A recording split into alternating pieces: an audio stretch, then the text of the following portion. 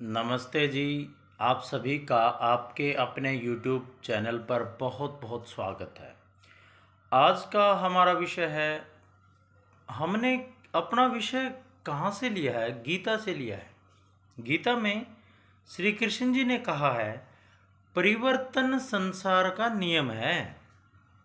अब आप इस चीज़ को समझ लो कि हम परिवर्तन को नहीं रोक सकते हैं। जो भी आप इस संसार के अंदर, इस यूनिवर्स के अंदर देखेंगे, सब डायनामिक है, सब चीज़ें चल रही हैं। वो चाहे आपकी निर्जीव हों या सजीव हों। निर्जीव चीज़ों में क्या होता है? अपक्ष हो रहा है, लगातार वो टूट फूट कट रही हैं। जो भी इरोजनल फैक्टर्स हैं, वो चाहे वाटर है, चाहे एयर है, हवा है, या विंड कह लो, या कोई भी तूफान वगैरह कह लो, वो सब उनको तोड़ रहे हैं। सजीव में क्या हो रहा है? सजीव में डेवलपमेंटल चेंज आ रहे हैं। तो परिवर्तन तो संसार का नियम है, सब कुछ परिवर्तित हो रहा है। तो जब सब कुछ परिवर्तित हो रहा है तो आप स्टेबल कैसे रह सकते हैं? अब इस चीज को समझने का प्रयास करिए एक उदाहरण के माध्यम से। जैसे यदि कोई व्यक्ति जॉब करता है, नौकरी करता है, तो उसे पता है जब वो नौकरी ज्वाइन करता है कि जॉब में स्थानांतरण होते रहते हैं, लेकिन फिर भी जितने भी स्थानांतरण होते हैं, क्या हम उन्हें हृदय से स्वीकार करते हैं? नहीं कर पाते। यदि कोई पेरेंट्स अपना घर बदल रहे हैं, तो क्या बच्चे उसको स्वीकार कर पा रहे हैं? नहीं कर पाते। बहुत से बच्चों को तो मैंने देखा है कि जब एक क्लास से दूसरी क्लास में जाते हैं, चलो स्कूल चेंज नहीं करवाना चाहिए, कोई विषम परिस्थिति ना आए तो, लेकिन जब एक क्लास से दूसरी क्लास में जाते हैं तो उस बदलाव को, उस चेंज को भी बच्चे एक्सेप्ट नहीं कर पाते और वो अपनी मानसिक स्थिति को खराब कर लेते हैं।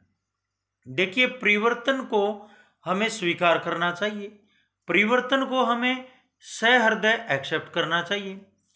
वो चाहे पर्यावरण के अंदर हो, गर्मी से सर्दी, सर्दी से वर्षा, वर्षा से फिर गर्मी आ जाती है, वर्षा से फिर सर्दी आती है, सर्दी से फिर गर्मी आती है, तो ऐसे चलता रहता है।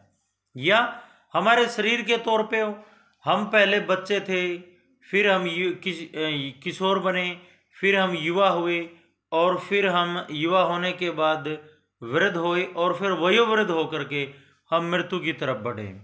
जब बच्चे होते थे तो बाल छोटे होते थे और दाढ़ियाँ नहीं होती थी, फिर दाढ़ियाँ मूछें आ जाती हैं। सभी में अलग अलग तरह के बदलाव आते हैं। हमारे बचपन में दांत भी कम होते हैं, वो दूध के या मिल्क टीथ बोलते हैं उन्हें, वो टूट जाते हैं, उसके बाद नए आते हैं।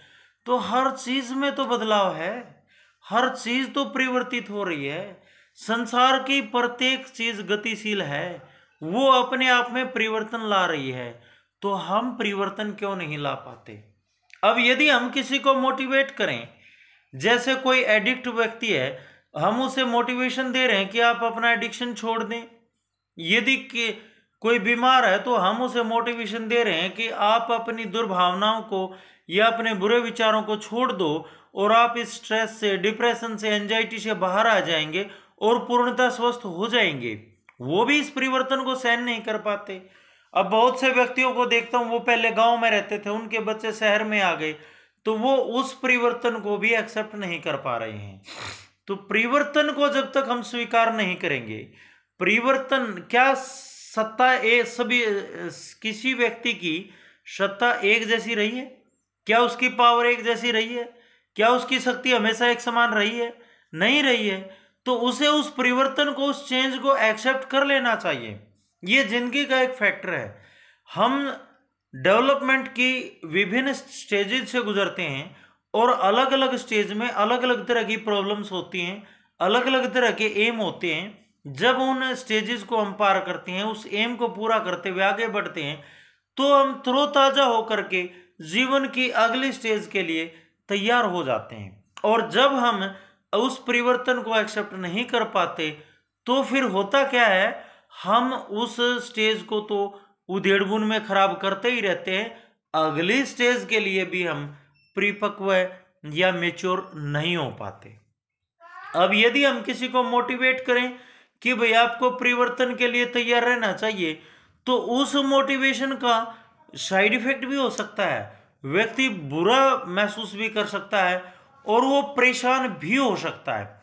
अब बहुत से व्यक्तियों को जैसे शराब छोड़ने के लिए बोलेंगे और हम सीधे शब्दों में यदि कहेंगे कि आप शराब छोड़ दें, तो वो पता है क्या कहेंगे, वो हमें उसके बेनिफिट्स गिनाने शुरू कर देंगे। तो इसलिए सीधे शब्दों में हम किसी को परिवर्तन के लिए मोटिवेट नहीं कर सकते।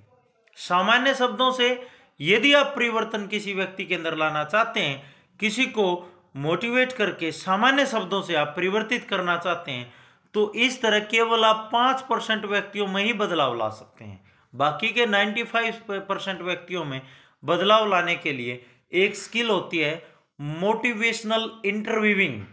तो मोटिवेशनल इंटरव्यूइंग की जो है वो क्या है, किस तरह से हम मोटिवेशनल इंटरव्यूइंग कर सकते हैं, वो चाहे एडिक्ट पर्सन हो या इल पर्सन हो या कोई भी व्यक्ति हो या कोई कर्जे में डूबा हुआ व्यक्ति है, हम उसकी मोटिवेशनल इंटरव्यूइंग कैसे कर सकते हैं। मोटिवेशनल इंटरव्यूइंग एक सीबीटी का ही पार्ट है, हमें इसको अच्छे से समझना होगा और तभी हम उसके अंदर चेंज ला पाएंगे, तभी हम चेंज की सोच सकते हैं। तो आज हमने केवल गीता के सार को एक खाली एक सेंटेंस को लिया कि परिवर्तन संसार का नियम है। तो हमें किसी भी परिवर्तन से डरना नहीं चाहिए, परिवर्तन के लिए हमेशा तैयार रहना चाहिए। आज आप केवल इस बात को समझेंगे। अब ये परिवर्तन कैसे लाया जाएगा, इसमें किस किस तरह के फैक्टर्स काम करेंगे, वो हम अगली वीडियोस में डिस्कस करेंगे। धन्यवाद।